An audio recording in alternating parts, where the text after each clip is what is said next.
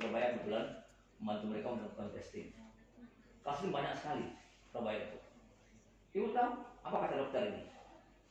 Di rumah sakit itu merah hitam, positif banyak. Kalau saya masuk ke situ, ya kan, kemungkinan saya positif akan besar sekali. Kemungkinan saya tidak ketemu dengan anak istri saya besar sekali. Tapi saya harus tetap masuk. Sekarang saya tanya, rumah sakit dengan darah meter mau tidak masyarakat biasa masuk ke situ? Nah, ada yang mau tuh. Coba di lawan sebelah gitu kan. Pakai APD itu, pakai apa lainnya masuk sekian situ. Nah, ada yang mau tuh. Tapi kami kesehatan, kami dokter dari rumah sakit bu, ya kan? Saya tahu kondisi gitu. Kita masuk ke rumah sakit itu dengan kondisi yang terpaksa. Kita harus masuk, tidak bisa tidak. Tapi kita harus mengadu kemudian tempur yang tahu daerahnya benar-benar sudah pada campur di situ. Nah, sekarang maka saya katakan tadi, COVID ini tidak hanya bisa diselesaikan oleh kita kesehatan saja. COVID ini kita selesaikan bersama-sama, Pak. Ya kan, bersama-sama menyelesaikannya. Saya selalu sampaikan di sini dengan Pak Gubernur, dalam kita hubungan kita baik dengan Pak Gubernur sampai ke lalu. Pak, mari kita bersama-sama menyelesaikan COVID ini. Gak bisa kita sendirian ya Pak, gak bisa. Jangan anggap remeh ini masalah COVID. Ibu tahu berapa jumlah COVID meninggal pada hari ini? Sudah 1 juta orang. Berapa meninggal di Amerika Serikat? 165.000 orang. Alat lengkap, semuanya lengkap. Apa yang masalah di Amerika? Mereka tidak tahu, tidak mau patuh. Sudah sebenarnya mungkin lebih dari 10.000. Kenapa? Banyak daerah tidak bisa testing, sehingga pasiennya meninggal. Ya kan? Waktu jumlah kita 3.000, BPP sudah merilis 13.000. Sudah 5 kali lipat loh. Ya kan? Waktu Kemenkes merilis sekitar 10.000, 11.000, maka kemungkinan kita sudah mencapai 50.000. Itu realitanya gitu. Karena banyak daerah tidak langsung testing. Jadi kalau orang meninggal tidak bisa testing gimana lagi? Dalam arti dia positif swab, ya kan Pak? Ya. Itu kan tindakannya apakah dia isolasi mandiri? Contoh kalau dia isolasi mandiri, berarti dia tetap kita beri konsumsi artinya dalam pemantauan, diberikan juga obat. Lalu setelah dia selesai masa isolasi, apakah dia harus swab ulang? Ataukah dia kita beri surat keterangan bahwa dia sudah selesai isolasi dan bagaimana selanjutnya? Mungkin itu agak lebih kita dapat. Terus selama ini Pak ya, saya ingin dari Bapak gambaran bahwa gini, kita harus ada pemahaman sama-sama bahwa COVID itu ada. Yang kedua bahwa dia itu tidak sangat menakutkan, asal kita patuh dengan ininya. Dan di sini kita datang juga Pak begini Pak.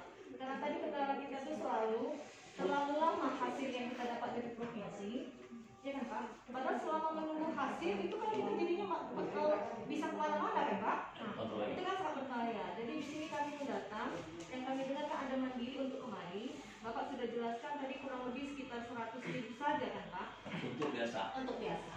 Iya mandiri. Sama kami mandiri 600, mandiri 600. Mandiri 600. Kita yang di Bogor kan kirim kemari ada 100 ya. Ya. Di luar dari ongkos ya Pak ya. Jadi kan iya daerah kan gitu.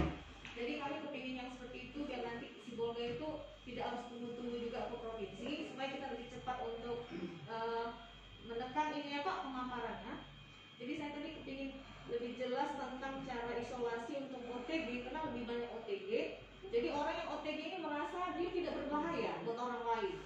Jadi pemahamannya kan perlu kita dapat, apalagi buat kami kan Pak, biar kami bisa kasih info sama masyarakat yang benar gitu. Nah terus yang tadi saya minta, setelah dia isolasi, tadi Pak isolasi mandiri artinya kan bisa tidak di rumah sakit atau tempat untuk isolasi yang khusus, kecuali bergejala kan kita rujuk, karena dia harus ditangani kan. OTG ini kan bisa di rumah, dengan catatan di rumah itu memang dia bisa terhindar dengan orang lain, tapi dia terkontrol. Artinya kan tidak hanya berkurung tanpa pengobatan Pak.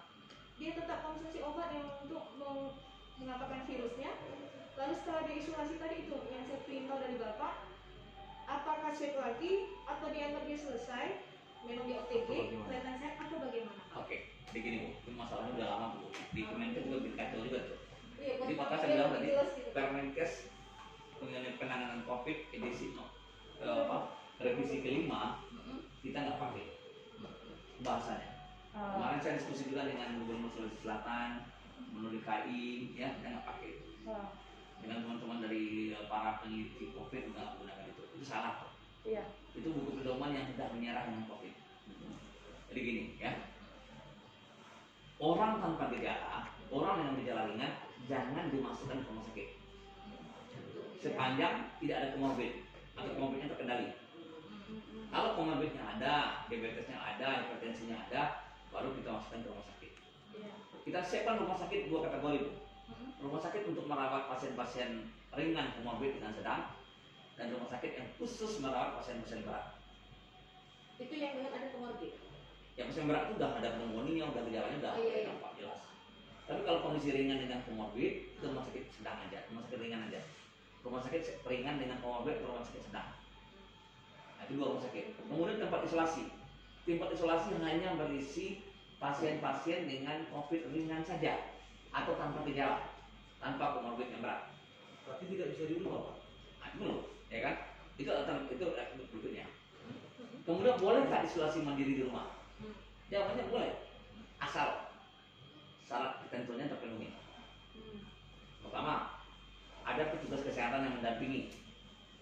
Yang kedua, ada masyarakat yang sekitar yang juga bisa mendukungnya, misalnya menyediakan bahan makanan atau apa gitu. Masyarakat juga welcome dengan itu. Yang ketiga, dia paham mengenai COVID, cara pencegahannya. Yang keempat, kamar mandi semua terpisah. Yang kelima, tidak banyak orang di rumah itu. Jadi kalau dia punya lantai dua, di lantai dua tidak masalah. Nanti kalau orang ngasih makanan, letakkannya di tanggalnya itu.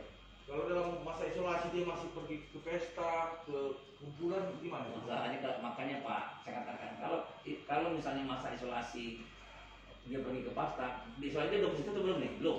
Positif. Oh, itu nggak boleh sama sekali, namanya isolasi. Judulnya udah Itu isolasi. Menyatakan bahwa ada pilek, ada demam-demam, apa itu bisa membuktikan ketika swab positif? Saya buktikan, ketika saya pilek, di swab juga. Maka ketika isolasi orang rumah dan anak, saya bilang jangan ada keluar di sini, tunggu sampai dokter menyampaikan sehingga bisa 11 hari isolasi di rumah sakit tersebut.